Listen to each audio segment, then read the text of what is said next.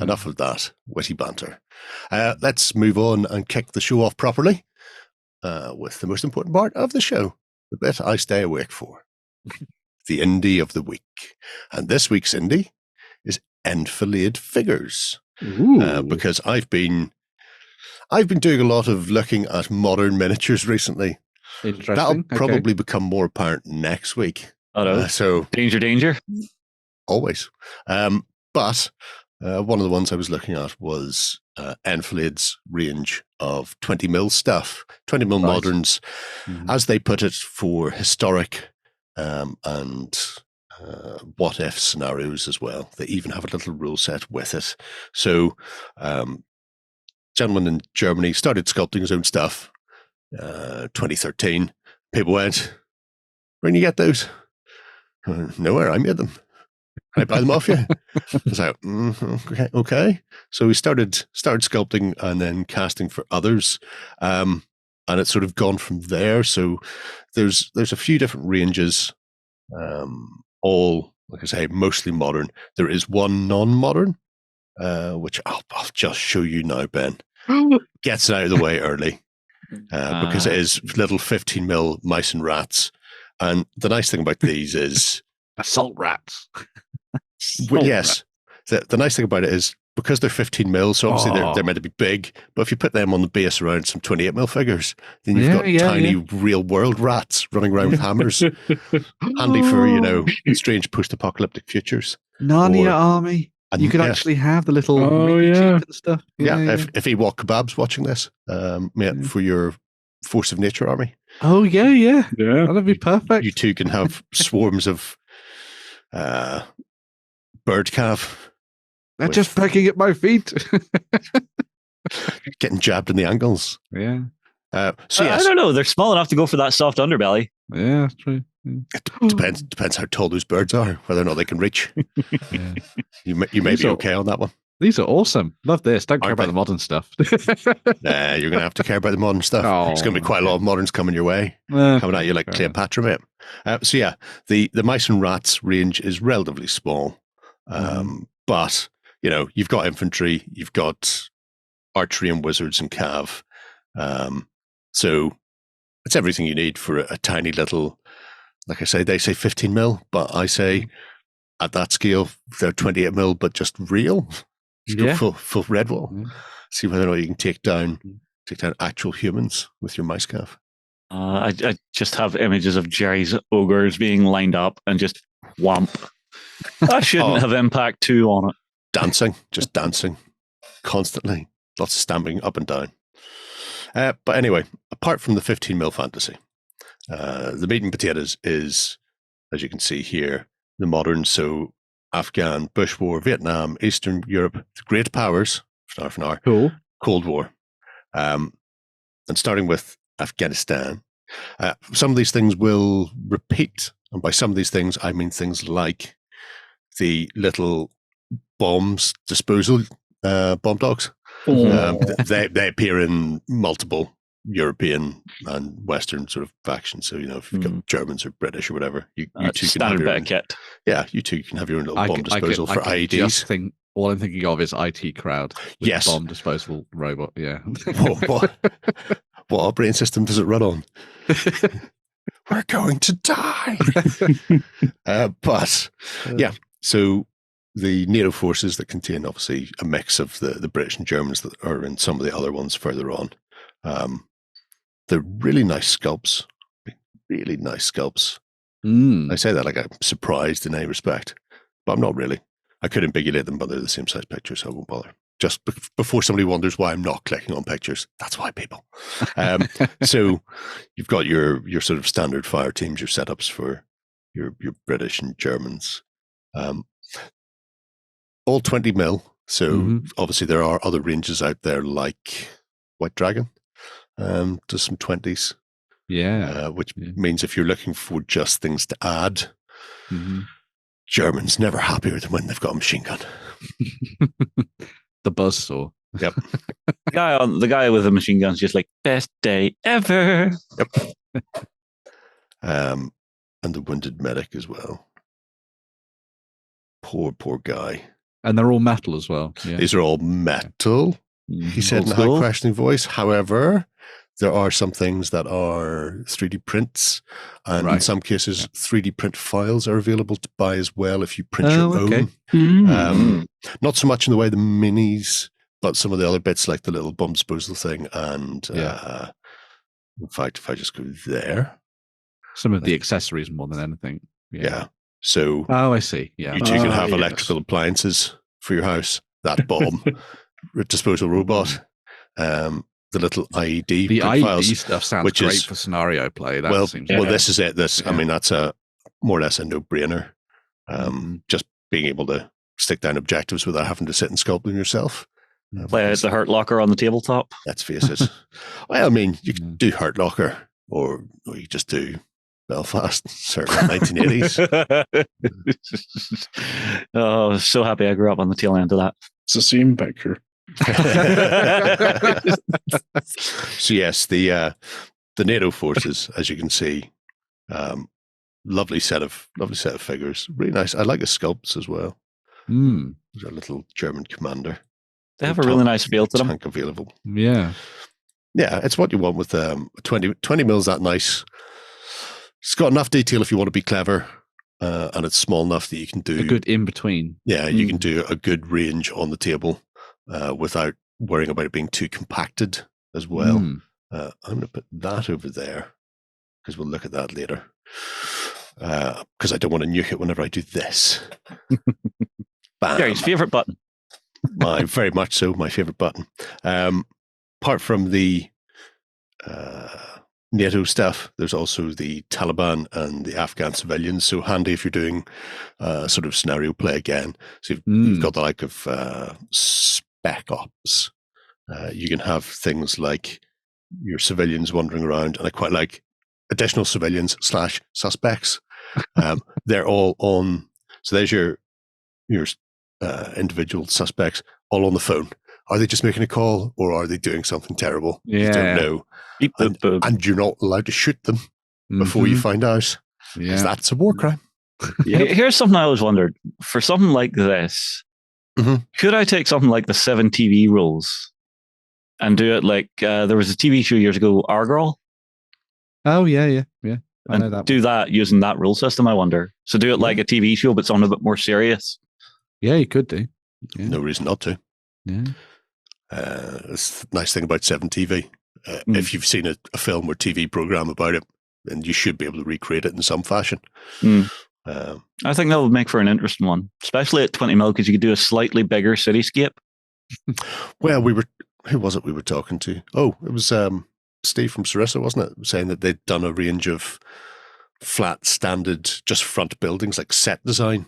So it's just like it's just frontages, but with like the back braces. So none of your city is actually really a city. Looks like a movie lot. It looks like a movie plot. Yeah, I like the idea.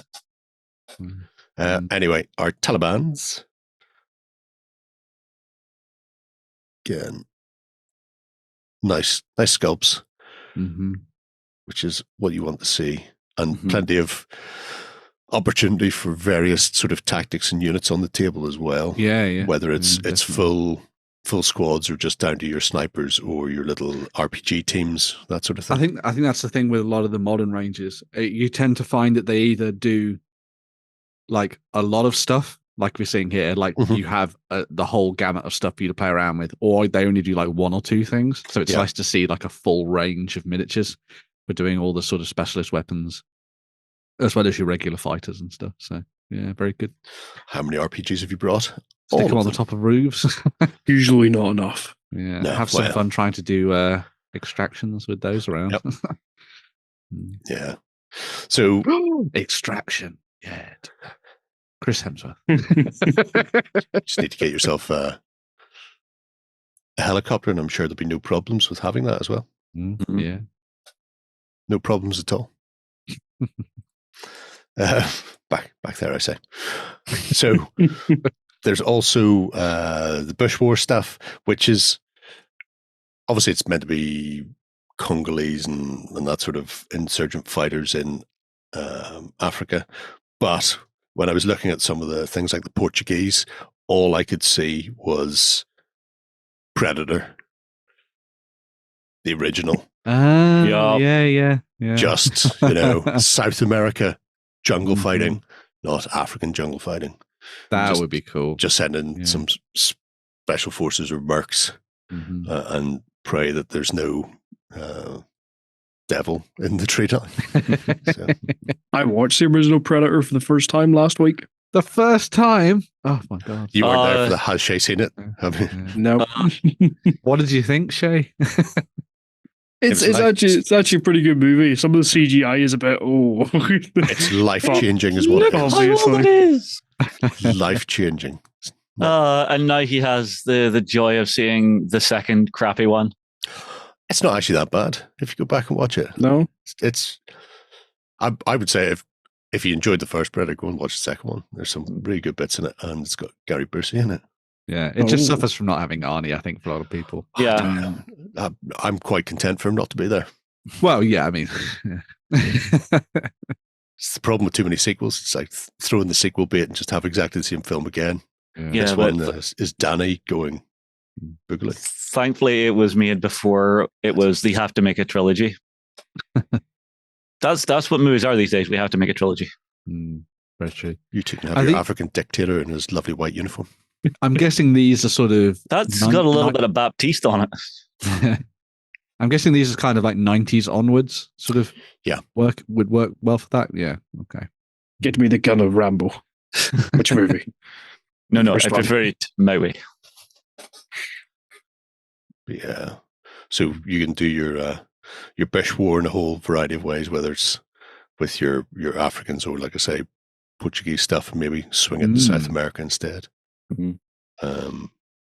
Because you've got obviously whole hosts of stuff kicking off, depending on how you want to play out your games. Yeah. Whether I like you the Tribal Warriors. That's cool. Because you can go very pulp or you can go very historically accurate. Depending. Yeah. Especially the likes of these mixed with the what you call them, apocalyptic warriors that they've just brought out. So post these guys here. Oh, those are nice. They're cool. Wow. You have those rocking alongside your African tribal warriors, and just go very like 100% pulp, like Welcome to Frogtown, right out there pulp. Yeah. Because that's always good, clean family fun, I feel. What was the one I watched recently that's kind of similar to that? Class of 98. Oh, I don't know that one. It's Disney Plus. It's actually pretty interesting. Okay. Although the jumping back and forth in the timeline is a little confusing at times. Well, it jumps to near future, present day, and the past. Don't watch Dark then. Is what I'll say. They'll leave that. Is that Vietnam miniatures I see, Gerry? It is 20 mil Vietnam. Oh. So, would you like me some Vietnam? Think of the big jungles you could fight in with these. Yes. Please tell me there's a figure of Elvis. Why would there be a figure Or of Elvis? sorry, am I thinking the wrong war? Very much the wrong war. Sorry, I always get those two mixed up. World War II and Vietnam. Sorry, words. No, didn't Elvis Presley go to war? I'm getting confused. Never mind. I'm stupid.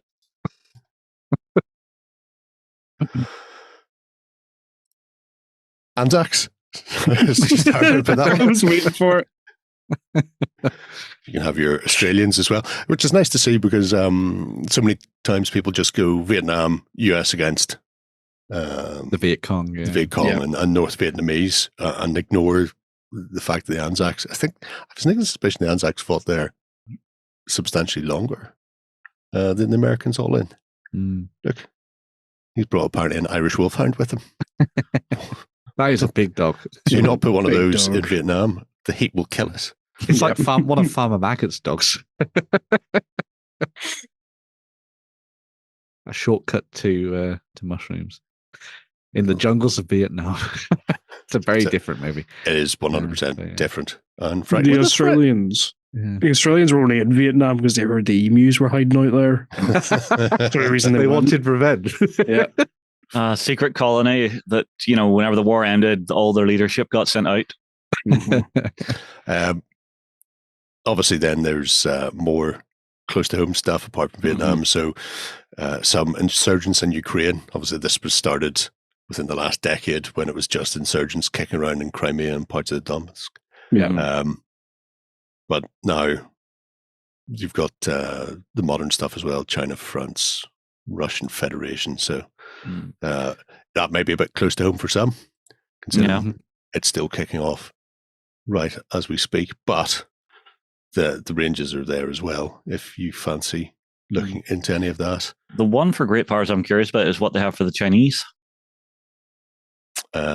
It's just a massive farm in it's a actually warehouse. it's the same Russian sculpts, just made in China. Oh wow! Oh, God bless you, Shay. There you go. Oh, thank you. Some Chinese Those are pretty cool. Well, it's nice to have a good mix of the modern stuff because, as you say, you seem to only find it focusing in on sort of conflicts in the Middle East. Really, you don't necessarily see it expand out beyond. Apart from the likes of Spectre Miniatures, who do pretty much everything, don't they?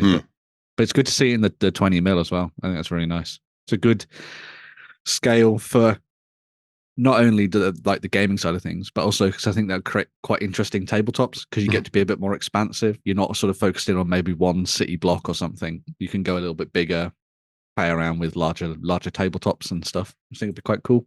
But yeah, very nice. Yeah. Let's have a quick look at the push to puck. Because it's huge at the minute with the Fallout series, which I'm sad I missed the discussion on last week. Don't worry, Lloyd will be back next week. We'll talk about it. It'll return, I'm sure. Yeah. I've watched it all now, so. So have I. Somebody told me Agent Cooper was in it. I'm going, I'd turn up. I might watch it because he's in it. But post-apocalyptic writers. Nice. Hello, Ben. The last scene with the dad. Oof. Yes. Spoilers. Hey, I said nothing. Shocking. Absolutely shocking. So yes, little post-apocalyptic if you fancy going that way. Like I say, you can go a bit pulp if you so desire. There's also a rule set called Code Red. This is a free beta version now. The website's been given a tweak recently. Right. And the link to the download page is gone.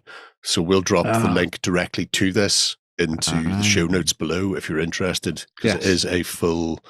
It's 105 pages, like I say. It's it's still a beta version, but it means you can play out your modern game if you don't have a rule set already. If you're interested in playing sort of hypothetical or historical D10 system with the command and control, working off sort of 8 to 10 man squad sizes. That's cool. So it's it's sort of your standard fare if you're familiar with 40k and the like. But fancy trying something a bit different, then you're going to be playing around with similar sized forces on the table. So comprehensive rule set that he's been working on, like I say, for a while now. Is it specifically for 20 mil, as in it's like made for that, or if you had some 15 or 28, would that work, or is it 10 to 20 mil? You can pretty much run it as is. Right. It suggests increasing the range bands for 28 mil just to keep things a bit more relevant. But yeah, it's like most rule sets. You can pretty much go with it in any way, shape, or form. So, but obviously designed for the range, which is good. Yeah, so, I like it. Here's a little one-off €5 donation button if people get the rules and go, yeah, actually I like this, because the rules are free, you don't have to buy it. But if you want to pay me for the time and effort I've chucked in, like I say, it's 105 pages. I couldn't be arsed with 105 pages if somebody was paying me. So clearly there's a bit of labor love in here to not just put out a rule set that this comprehensive so far, but also then to go, you can have it. You tear in there, folks, and give it a go. So you can see it's got everything you need in there to run your modern games. Importantly, when it comes to rules, examples and diagrams. I love examples and diagrams. It makes things so much easier to understand.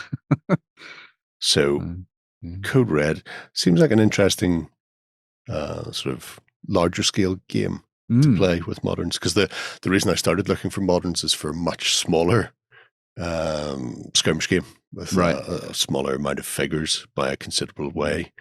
So the fact that I could potentially grab this, by potentially I mean it's already downloaded on my PC, but like, have a look at it and then see whether or not I fancy trying some larger games and a bit more of an interesting concept for tabletop things. Possibly means I might have to go back and rewatch Generation Kill. Ooh, good shout. And then get some of the Taliban and US stuff and just get in there and stay a bit frosty. But yeah. Enfilade Miniatures. Very Fascinating nice. little Very range. Like it? And also has mice mounted on birds. So what's more? What's more to like? Why not, indeed? Right. Let's take a quick swish and come back with some news.